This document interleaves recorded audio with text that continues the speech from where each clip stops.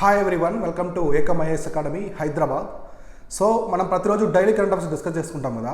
So daily current అఫైర్స్లో ప్రతి subject each and every subject నుంచి మనము కాన్సెప్ట్ అయితే తీసుకుంటాం. హిందూ న్యూస్ పేపర్లో ఉంది కదా. సో హిందూ న్యూస్ పేపర్లో మన ఎగ్జామ్కి ఎంతవరకు అవసరం, ఏ కాన్సెప్ట్స్ అవసరం, ఏ టాపిక్స్ మనకి రిలేటెడ్గా వస్తున్నాయి, ఇవన్నీ కూడా క్లియర్ కట్గా తీసుకుని మీకు ఎక్స్ప్లెయిన్ చేస్తున్నాను ప్రతిరోజు. ఈ టాపిక్స్ని మీరు నీట్గా నోట్ చేసి పెట్టుకోండి, ప్రతి ఒక్కరు కూడా నోట్ చేసి పెట్టుకోండి. చాలా హెల్ప్ అవుతాయి మీకు యూపీఎస్సీ ప్రిలిమ్స్ పర్స్పెక్టివ్లో, స్టేట్ పీసీఎస్ ఎగ్జామ్లో. మీకు అల్టిమేట్గా ఇవి మంచి సోర్స్ అనమాట కరెంట్ ఈవెంట్స్ పరంగా. ఇక్కడ నేను ఎక్స్ప్లెయిన్ చేసే కరెంట్ అఫైర్స్ మీకు మెయిన్స్ పరంగా కూడా చాలా యూజ్ అవుతాయి. ఎందుకంటే నేను తీసుకున్న డేటాలో మొత్తం మీకు ప్రిలిమ్స్ డేటా ఇస్తున్నాను, మెయిన్స్ డేటా ఇస్తున్నాను. ఇప్పుడు ఎకానమీ తీసుకోండి, మొత్తం ఫిగర్స్ అన్నీ, నంబర్స్ కావచ్చు, రీజన్స్ అన్నీ ఇస్తున్నాను ప్రతి టాపిక్ నుంచి. కాబట్టి మెయిన్స్ కూడా చాలా హెల్ప్ అవుతాయి.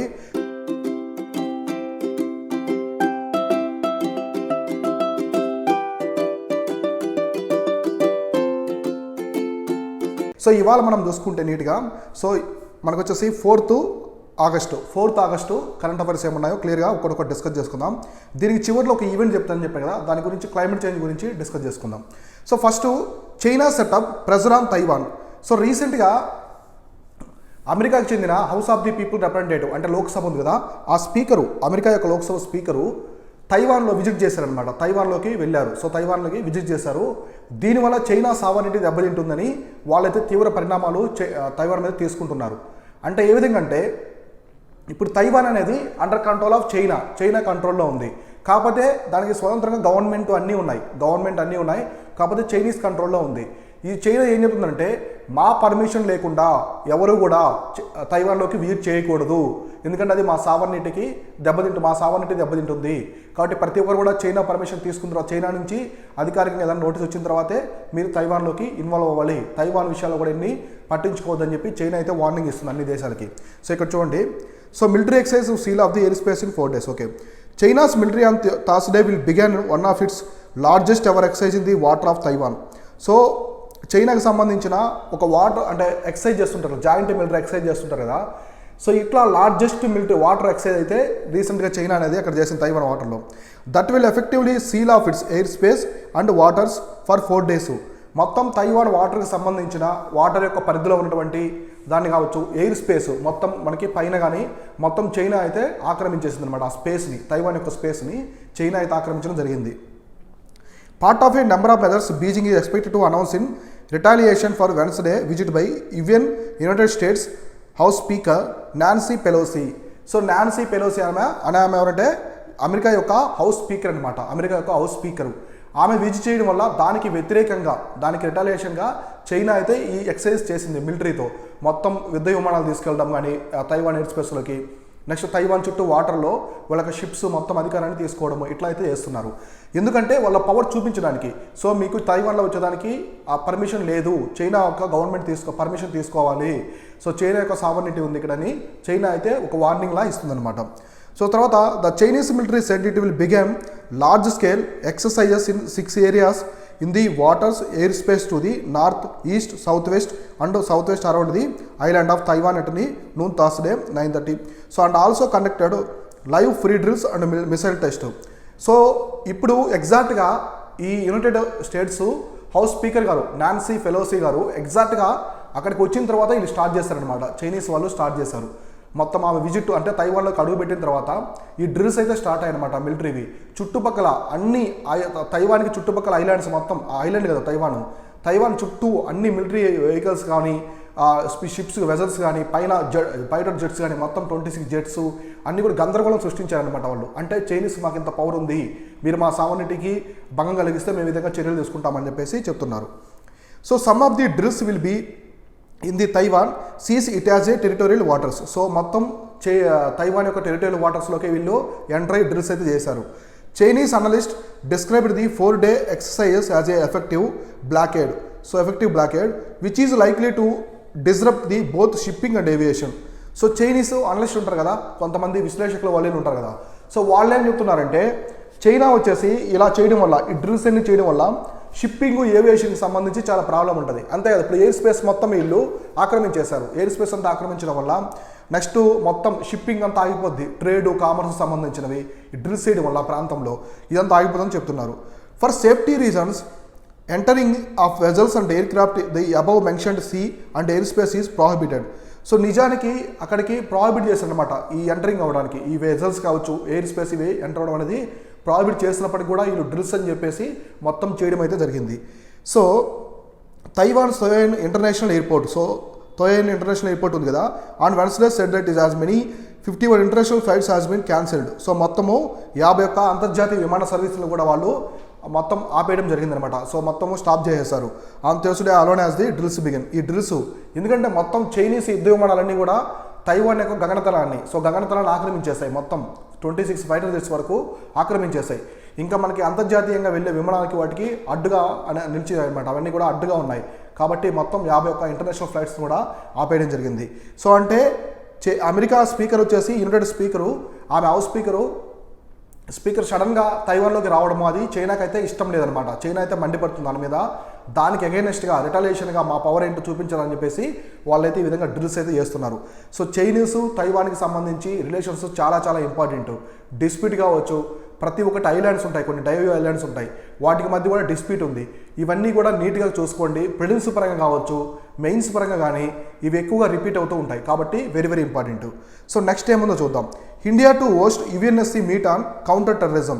సో ఇండియా అనేది హోస్ట్ చేస్తుంది యుఎన్ఎస్సి ఉంది కదా మనకి, United nations security council. So అందులో కౌంటర్ టెర్రరిజం సంబంధించి చేస్తుందన్నమాట. దీంట్లో చాలా మ్యాటర్ ఉంది, మీకు బ్రీఫర్ డిస్కషన్ ఇస్తాను, మొత్తం డిస్క్రిప్షన్లో ఇస్తాను. So meeting in October brings representative 15 countries including China, Russia for tax of the emerging threads. So terrorism నుంచి ఎటువంటి థ్రెడ్స్ ఉన్నాయి, సో రాబోయే రోజుల్లో టెర్రరిజం ఎటువంటి సో మనకి ఆటంకాలు ఉంటాయి, థ్రెడ్స్ ఉన్నాయో అని చెప్పేసి దాని గురించి డిస్కస్ చేస్తుందని చెప్తున్నారు. సో ఇక్కడ India will host the diplomats and officials of the all 15 countries of United Security Council, so including China, Russia and US for a special meet on terrorism in Delhi and in Mumbai October. So ఇది వచ్చేసి అక్టోబర్లో ఢిల్లీ కానీ ముంబైలో ఈ meeting అనేది జరుగుతుందన్నమాట. దీంట్లో China నుంచి, రష్యా నుంచి, యునైటెడ్ స్టేట్స్ పెద్ద కంట్రీస్ అన్నీ కూడా 15 కంట్రీస్ వరకు దీంట్లో మీటింగ్లో పాల్గొంటాయి. సో నెక్స్ట్ ఇంకా చూసుకుంటే the meeting of the counter terrorism committee, CTC అని ఒకటి ఉంటుంది అనమాట. సో అదేంటంటే కౌంటర్ టెర్రరిజం కమిటీ అని ఒకటి ఉంటుంది. సో అదేం చెప్తుందంటే, సో విచ్ ఇండియా ఈ చైరింగ్ the 2022 as a member of UNSC will focus on particularly on challenges such as the terrorism financing, cyber threads and the use of drones. So రీసెంట్గా చూస్తే మనకి Pakistani based టెర్రరిస్టులు కొంత డ్రోన్స్ పంపిస్తున్నారు. Indian బోర్డర్లోకి drones పంపించి వాళ్ళు మొత్తము ఈ పరిశీలిస్తున్నారు అంత ప్రాంతాన్ని, ఎక్కడెక్కడ గార్డింగ్ చేస్తున్నారు. ఈ డిఫెన్స్ బిఎస్ఎఫ్ వాళ్ళు ఎక్కడ ఉన్నారు, ఎక్కడెక్కడ ఆర్మీ వాళ్ళు ఉన్నారు, ఇవన్నీ కూడా వాళ్ళు చూస్తూ ఉన్నారు మా డ్రోన్స్తో.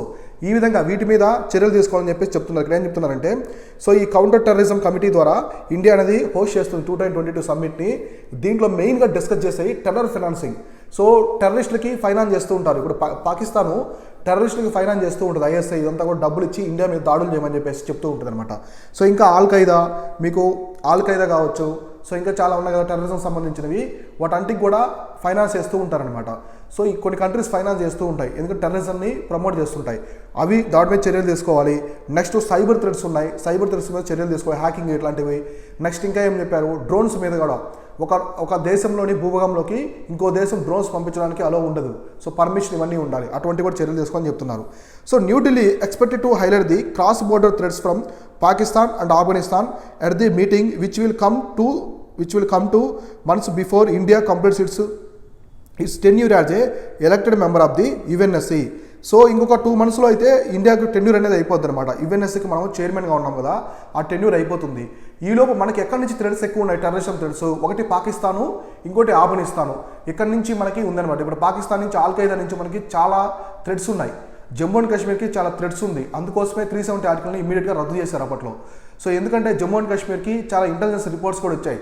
ఇంటెలిజెన్స్ రిపోర్ట్స్ రావడము, అందువల్ల వచ్చేసి దాన్ని కంప్లీట్గా సెంట్రల్ గవర్నమెంట్ పరిధిలోకి తీసుకోవాలని చెప్పేసి దాన్ని 370 ఆర్టికల్ రద్దు చేయడం జరిగిందనమాట. సో అంటే ఈ టెర్రరిస్ట్ అనే వాళ్ళు ఫైనాన్స్ చేయబడతారు. ఇప్పుడు తాలిబాన్స్ కావచ్చు, నెక్స్ట్ మనకి పాకిస్తానీ బేస్డ్ ఐఎస్ఐ, వీళ్ళంతా ఈ టెర్రరిస్ట్కి ఫైనాన్స్ చేయడం వల్ల వాళ్ళు మనీ పరంగా దృఢంగా ఫైనాన్షియల్ పరంగా స్ట్రాంగ్గా ఉండి ఈ ఆర్మీ అండ్ అంటే అమ్యునిషన్ కదా, ఆర్మ్స్ అండ్ అమ్యునిషన్ అంటే తుపాకులు ఇవన్నీ కొనడము, ఇట్లా దాడులు చేయడం, ఇండియా మీద దాడులు చేయడం, ఇట్లాంటి థ్రెడ్స్ ఉంటాయి కాబట్టి ఎక్కువ ఈ చర్యలను తీసుకుంటున్నారు. So next, in addition India has been pushing for the even members to adopt a comprehensive convention on international terrorism. So first proposal in 1996. So comprehensive convention on international terrorism అని 1996లోనే దీన్ని propose చేసింది అనమాట India అనేది యుఎన్ఓలో. So ఇంకా which is likely to be raised during this meeting. So దీని గురించి ఈ మీటింగ్లో కూడా రైజ్ చేస్తాము, ఇండియా అనేది దీని గురించి కూడా రైజ్ చేస్తాము. అదేంటంటే comprehensive convention on international terrorism. Comprehensive convention on international terrorism అంటే ఇది ఒక కన్వెన్షన్ అనమాట, ఒక రూల్ లాగా, ఒక లా లాగా. దీన్ని ఇండియా అనేది 1996 అప్పటి నుంచి మనకు థ్రెడ్స్ ఉన్నాయి కదా, అప్పటి నుంచి యుఎన్ఓలో చెప్తుంది, దాని గురించి పట్టించుకోలేదు అనమాట సరిగా. ఇప్పుడు ఈ మీటింగ్లో తీసుకొస్తామని చెప్తున్నారు. The event will showcase India's role as a victim of terrorism as well as country at forefront of global terrorism efforts, said an official involved in the planning. So ఇంకా ఈ ప్రపంచంలో ఇంకా వేరే దేశాలు ఉంటాయి కదా, వేరే దేశాల మీద టెర్రరిజం ఎక్కడెక్కడ అటాక్ ఉన్నాయి, ఆ దేశాలు కూడా అన్ని ఏకతాటి మీదకి రావాలి, మనమంతా చర్యలు తీసుకోవాలి టెర్రరిజం మీద, టెర్రర్ ఫైనాన్స్ మీద. మీకు FATF తెలుసు కదా, so financial action task force FATF. So ఇది వచ్చేసి పాకిస్తాన్ని గ్రే లిస్ట్లో పెట్టింది ఎందుకంటే టెర్రరిజానికి ఫైనాన్స్ చేస్తుందని చెప్పేసి. నెక్స్ట్ ఇరాన్ నార్త్ కొరియాని వచ్చేసి బ్లాక్ లిస్ట్లో పెట్టింది, నార్త్ కొరియాని బ్లాక్ లిస్ట్లో పెట్టింది. ఈ విధంగా ఉందన్నమాట, నీట్గా ఇవి చూసుకోండి. తర్వాత sources said that where terror financing was now recognized and deal with through the mechanism such as the financial action task force. So ఇప్పుడే చెప్పాను కదా, ఈ FATFకి సంబంధించి టెర్రరిజం ఫైనాన్స్ గురించి ఇది చూస్తూ ఉంటుంది. Next, it was necessary to build templates and codes of conduct. So codes of conduct for a newer threats including financing through crypto currency and the use of drones terror attacks. So ఇప్పుడు రీసెంట్గా crypto currency ద్వారా కూడా finance చేస్తున్నారు టెర్రరిజానికి. Direct money ఇవ్వకుండా, bank transactions లాంటివి చేయకుండా crypto currency ద్వారా, ఎందుకంటే క్రిప్టో కరెన్సీ ద్వారా చేస్తే ఎవరు కనిపెట్టలేరు. సో డైరెక్ట్ దానికి ఎటువంటి ఆర్గనైజేషన్ కింద ఉండదు కాబట్టి. సో ఇట్లా డ్రోన్స్ అటాక్ చేయడము ఇట్లాంటివి చేస్తున్నారు. They said that CTC meeting in India could also pave the way for possible visit to New York by prime minister Narendra Modi in December when India will be the president of UNSC for the entire month. So ఈ month అంతా కూడా UNSCకి ఇండియానే ప్రెసిడెన్సీగా ఉంటుంది కాబట్టి major lead తీసుకురావాలి ఈ terror finance మీద, cyber threads మీద, drones attack మీద ఒక మంచి రెజల్యూషన్ తీసుకొచ్చి అన్ని కంట్రీస్ ద్వారా యాక్సెప్ట్ చేసి దీని మీద సీరియస్ పరిణామాలు ఉండే విధంగా చర్యలు తీసుకోవాలని చెప్పేసి ఇండియా అయితే భావిస్తుంది.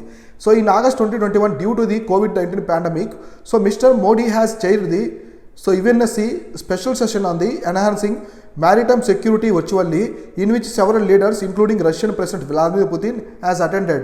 So officials said India's UN mission where permanent representative Ruchira Kamboj presented her credentials on Tuesday. So would be working on ensuring maximum participation at the event in case of the Prime Minister decides to travel.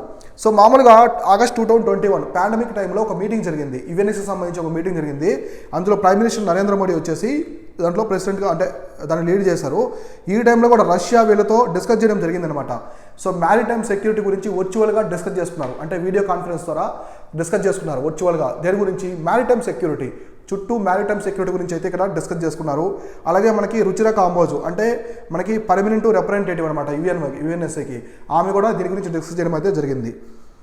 So an earlier plan to travel Washington in December for a democracy summit to be convened by US President Joe Biden may be a put-off summit likely to be postponed. So ఇక్కడ ఒక summit, democracy summit కూడా postpone అయింది అనమాట. ఇది US president Joe Biden lead చేస్తున్నారు. అయితే announcing the visit of delegates, the United Nations said that special meeting has been convened on October 29th in India in view of increasing threats posed by the misuse of new and emerging technologies. So ఇప్పుడు ఈ terrorist అనే వాళ్ళు old method కాకుండా, traditional methods కాకుండా కొత్త technology తీసుకొచ్చారు. Drones ద్వారా attack చేయడం, వాళ్ళు లేకుండా ఫిజికల్గా డ్రోన్స్ ద్వారా అటాక్ చేయడము, కొన్ని బర్డ్స్ని పంపించడం, బర్డ్స్ లెగ్స్కి వచ్చేసి కొన్ని కెమెరాస్ పెట్టి పంపిస్తున్నారు. సో నెక్స్ట్ కొన్ని అధునాతనమైన ఆయుధాలు కూడా ఉపయోగిస్తున్నారు అనమాట. సో ఇట్లాంటివి కూడా యూజ్ చేస్తున్నారు. దాని గురించి కూడా చర్చించాలని చెప్పేసి డిసైడ్ అయింది India. The special meeting will specially for focus on 3 significant areas where emerging technologies are experiencing the rapid development and growing use of by member countries, including the security for counter-terrorism purpose and the increasing the threads of abuse by terrorist purposes. So ఈ మూడు విషయాల గురించి discuss చేయాలి. ఆ మూడు ఏమున్నాయంటే, ఒకటి internet and social media. So internet social media ద్వారా ఇప్పుడు రీసెంట్గా తెలంగాణ ఆదిలాబాద్ జిల్లాలో కూడా ఒక వ్యక్తిని అయితే పట్టుకోవడం జరిగింది. సో అతను వచ్చేసి టెర్రరిజంకి చాలా సానుభూతిపరుడు, టెర్రరిస్ట్ నుంచి ఫండింగ్ అయింది, అతనికి బ్యాంక్ ట్రాన్సాక్షన్ ద్వారా మనీ వచ్చాయి. సో ఇన్ఫర్మేషన్ ఇస్తున్నాడు అనమాట. సో హైదరాబాద్కి సంబంధించిన ఇన్ఫర్మేషన్, బాంబ్ అటాక్స్ జరగడానికి ఇట్లాంటివన్నీ చెప్తూ ఉంటారు. సో వాళ్ళని పట్టుకోవడం స్లీపర్ సెల్స్ అంటారు వాళ్ళని పట్టుకోవడం అయితే రీసెంట్గా NIA వచ్చేసి నేషనల్ ఇన్వెస్టిగేషన్ ఏజెన్సీ వాళ్ళు పట్టుకున్నారు. సో ఇట్లా ఒకటి ఇంటర్నెట్ సోషల్ మీడియా ద్వారా కూడా ఉంది. సెకండ్ వచ్చేసి టెర్రరిజం ఫైనాన్సింగ్. ఒకటి ఇంటర్నెట్ సోషల్ మీడియా, ఇది వెరీ వెరీ ఇంపార్టెంట్. ఇట్లాంటి పాయింట్ రాస్తారంటే ఆన్సర్లో ఎక్సలెంట్గా ఉంటుంది మీ ఆన్సర్ అనేది మెయిన్స్లో. సో ఒకటి ఇంటర్నెట్ అండ్ సోషల్ మీడియా ద్వారా స్ప్రెడ్ అవుతుంది. నెక్స్ట్ ఇంకోటి వచ్చేసి terrorism and financing.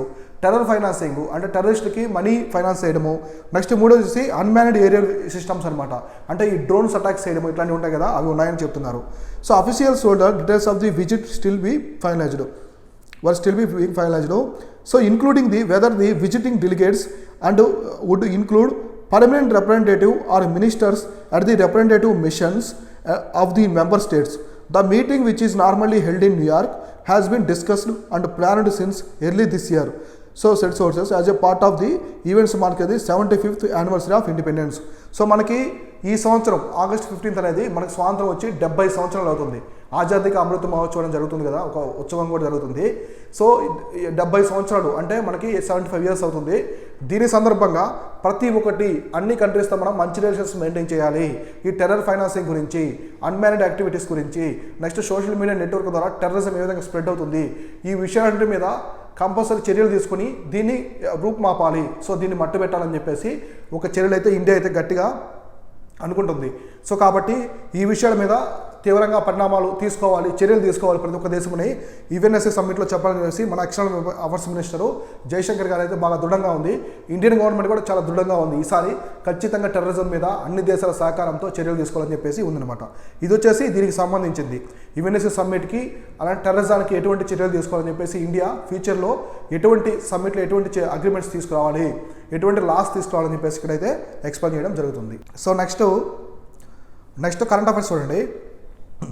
Supreme court calls for panel to look into freebies issue. What is freebies? ఉచిత పథకాలు.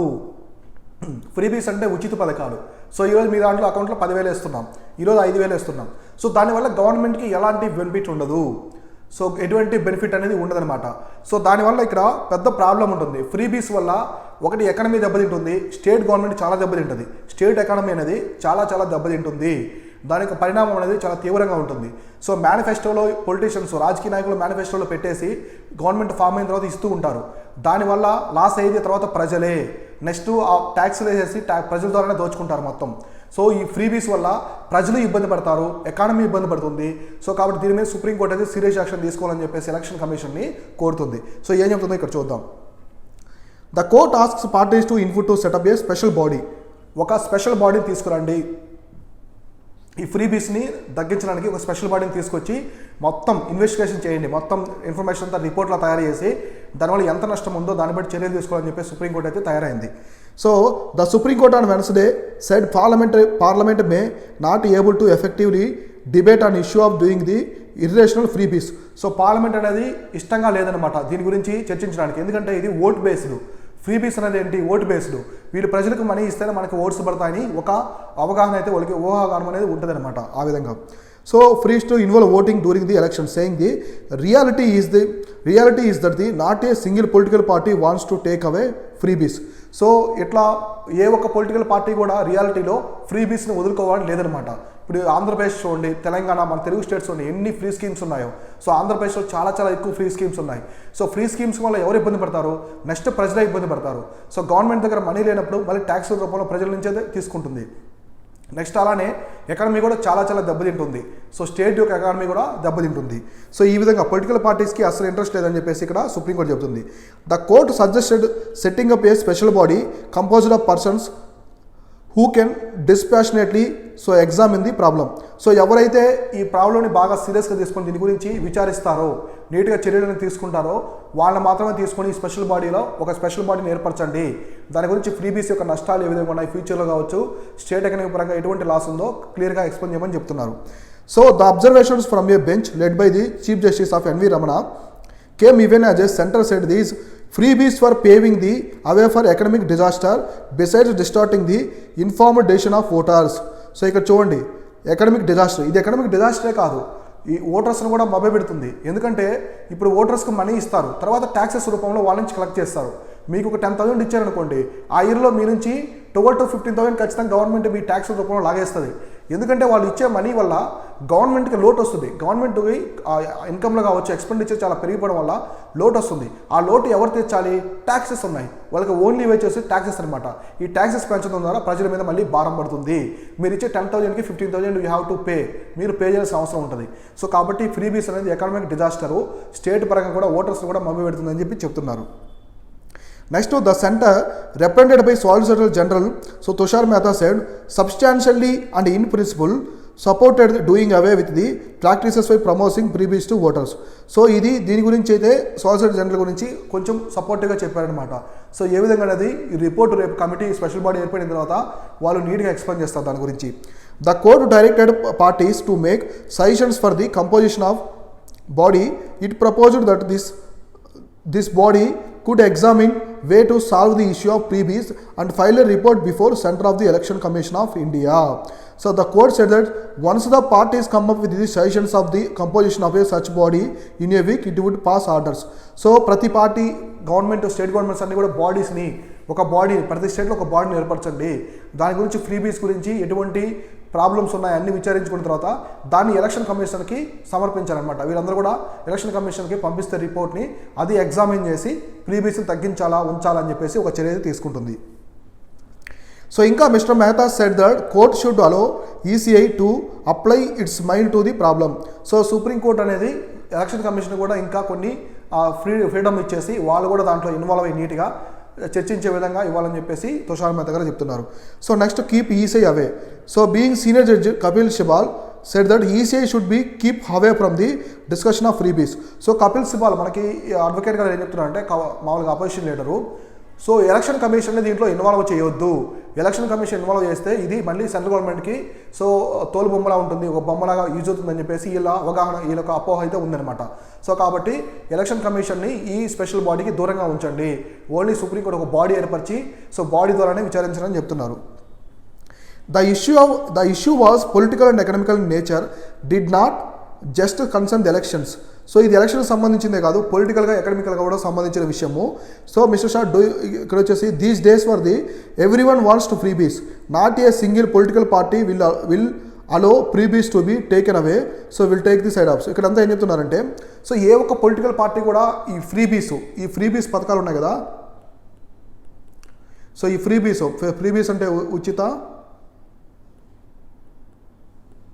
పథకాలు, సో ఉచిత పథకాలు అనమాట. ఈ ఉచిత పథకాన్ని ఏ ఒక్క గవర్నమెంట్ పొలిటికల్ పార్టీ కూడా వదులుకోదు, ఎందుకంటే వాళ్ళకి ఓట్స్ వచ్చేదే ఆ పథకాల వల్ల. సో అలాంటప్పుడు వీటిని ఎందుకు వదులుకుంటుందని చెప్పేసి ఇక్కడైతే చెప్తున్నారనమాట.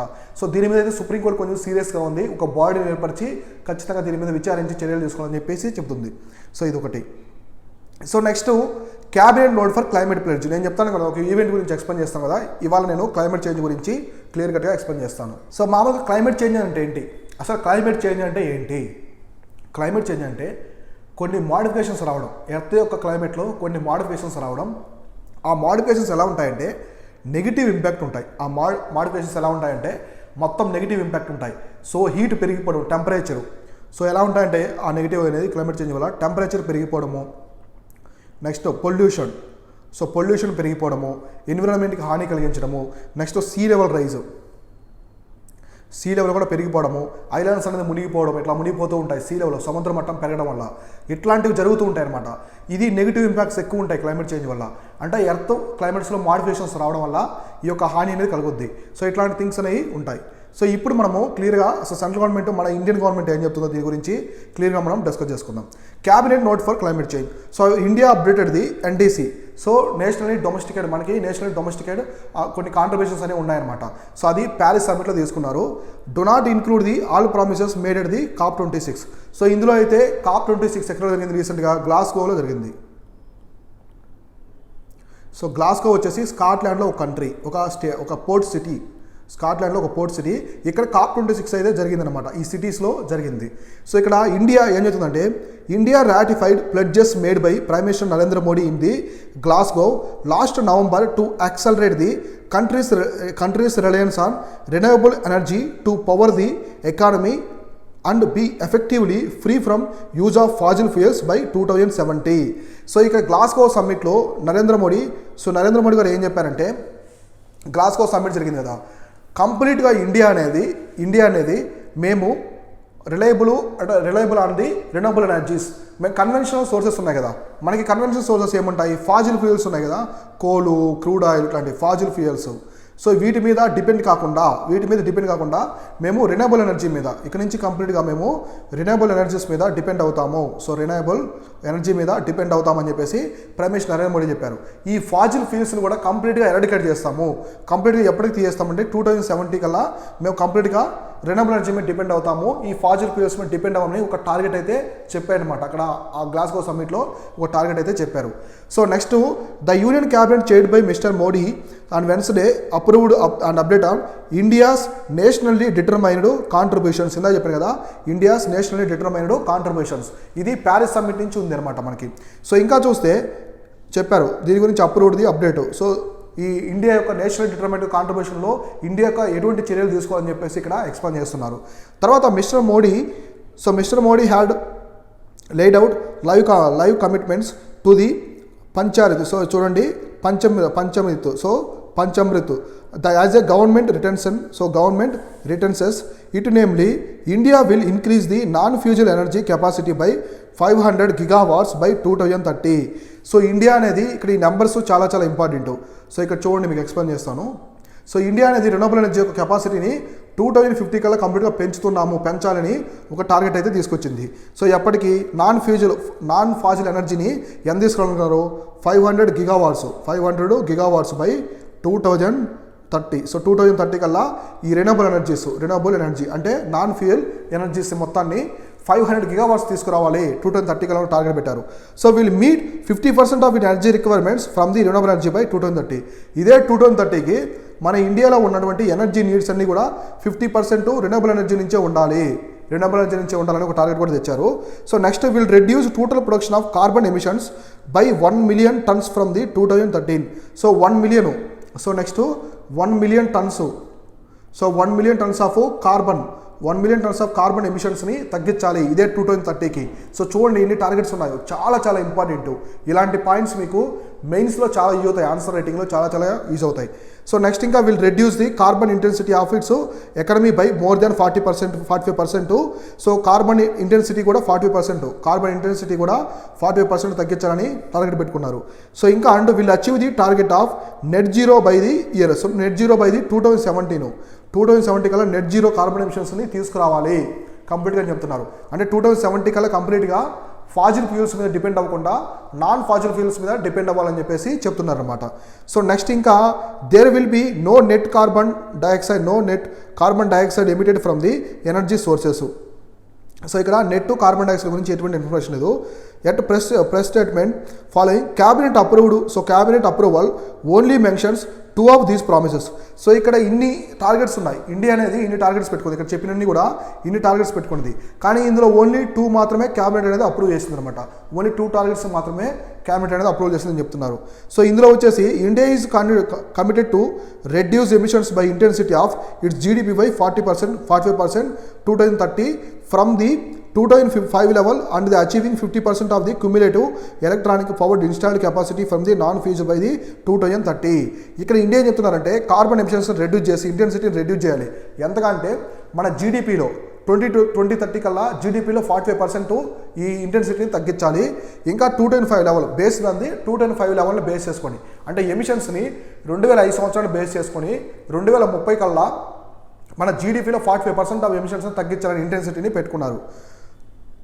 సో ఇంకా 2030 కల్లా మొత్తం వచ్చేసి 50% ఎలక్ట్రిసిటీ అనేది రెన్యూవబుల్ ఎనర్జీ నుంచే ఉంటుందని కూడా చెప్తున్నారు. సో ఇంకా independent experts said while NDCs reflected India's commitment to sustainable development.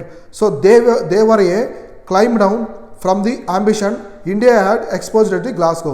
So మనం గ్లాస్గో దగ్గర చెప్పినవన్నీ కూడా ఇక్కడ ఫాలో చేయలేదు, ఎందుకంటే క్యాబినెట్ అక్కడ 3-5 విషయాల వరకు డిస్కస్ చేసింది గ్లాస్గో సమ్మిట్లో. నరేంద్ర మోడీ గారు అక్కడ డిస్కస్ చేశారు, కానీ ఇక్కడ ఓన్లీ 2కు మాత్రమే క్యాబినెట్ అనేది అప్రూవల్ ఇచ్చిందని చెప్తున్నారు. So India's updated NDC does not include all the promises made at the COP26 Glasgow. Already చెప్పాను కదా, COP26 గ్లాస్గోలో చెప్పిన కమిట్మెంట్స్ అన్ని కూడా ఇక్కడ అప్రూవ్ చేయలేదు క్యాబినెట్ అని చెప్తున్నారు. So Vibhuti Garg energy economist and India lead. So institutes for energy economics financial finance. Okay, next so ఇక్కడ ఇది చెప్తున్నారు. So a reiteration of the renewable focus would be have provided for the fresh impetus for the renewable energy sector. So అంటే renewable energy సెక్టార్కి ఎక్కువ lion share ఇవ్వాలి, అంటే సింహభాగం ఇవ్వాలి, దీనికి ఎక్కువ పట్టించుకోవాలి, మనం ఎక్కువగా ఫోకస్ చేయాలి.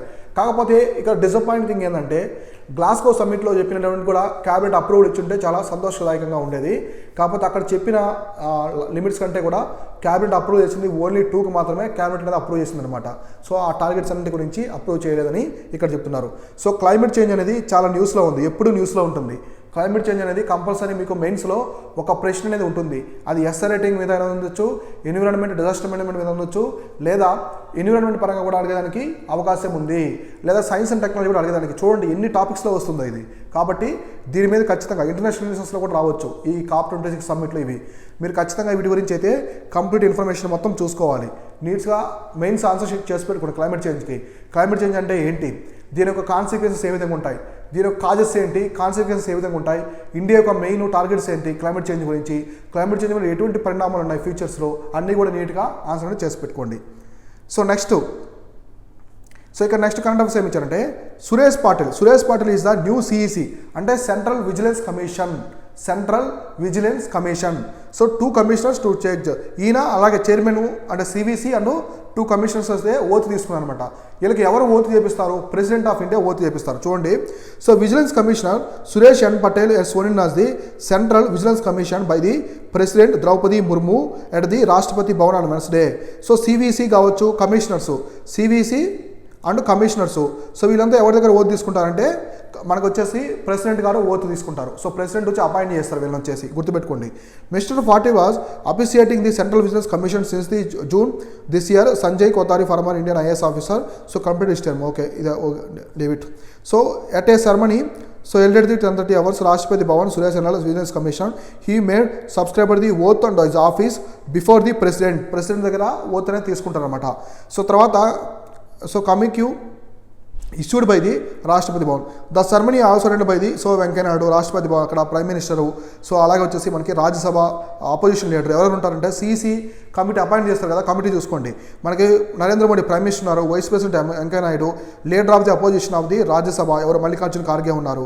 So later in the day mister Patel administered oath of the former intelligence bureau chief Arvind Kumar as the ex official chairman. ఇదంతా last appointments. So while these appointments central vigilance commission in its full strength now. So full strength ఉంది.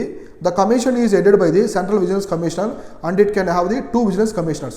So సివిసిలో so ఒక ఆయన అంటే దీంట్లో ఎవరు ఉంటారంటే 1+2. So ఒక కమిషనర్ ఉంటారు, మెయిన్ హెడ్ ఉంటారు, 2 కమిషనర్స్ అయితే ఉంటారనమాట. So next mister Patel former managing director of the chief executive officer of Andhra bank. ఈయన ఆంధ్ర బ్యాంక్కి ఉన్నారన్నమాట, చీఫ్ ఎగ్జిక్యూటివ్ ఆఫీసర్ CEO కూడా ఉన్నారు.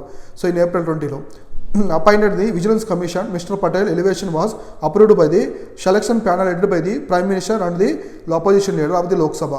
So ఇందులో ఎవరు ఉంటారు, PM అండ్ అపోజిషన్ మెంబరు ఎవరంటే లీడర్ ఆఫ్ ది అపోజిషన్. వీళ్ళంతా ఉండే ఆ ప్యానల్లో సివిసిని ఎన్నుకుంటారు అనమాట. ఎవరిని సివిసిగా పెట్టాలని చెప్పేసి ఒక కమిటీ అయితే ఉంటుంది.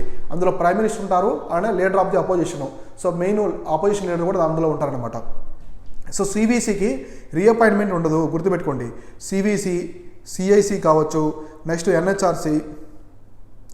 ఎన్హెచ్ఆర్సి, యూపీఎస్సి వీరందరూ కూడా రీఅపాయింట్మెంట్ ఉండదు. సో ఒక్కసారి రీఅపాయింట్మెంట్ ఉండదు, గుర్తుపెట్టుకోండి, చాలా చాలా ఇంపార్టెంట్.